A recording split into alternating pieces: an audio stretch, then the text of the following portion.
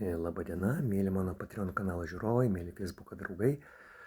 Kaip jums atrodo, ar žmogus nuo vaikystės auga, užauga, tokių panašiai pačių matmenų pasensta ir numiršta?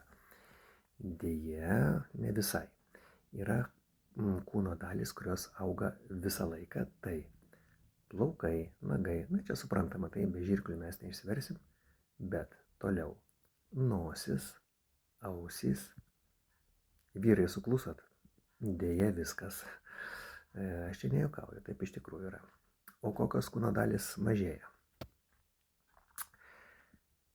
Širdis, smegenys, raumenys, savotiškai kaulai, jų matmenys nemažėja, bet jie retėja. Ir vyrai, deja, ne viskas, lyties organai taip pat.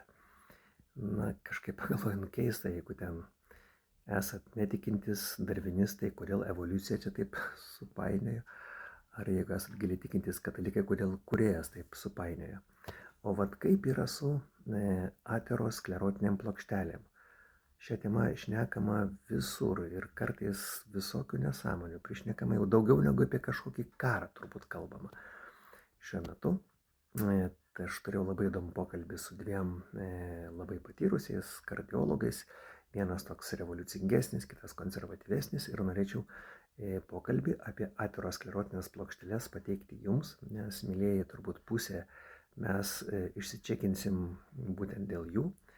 Ir ten labai į tą visą kontekstą gerai įsipaišo omega, žuvų taukai, D vitaminas, kalcis, patvirtina mano ankstesnėse laidose sakytus žodžius. Ir tikrai svarbi tema. Iki pasimatymo Patreon'e. Būkit sveiki ir nesirkit.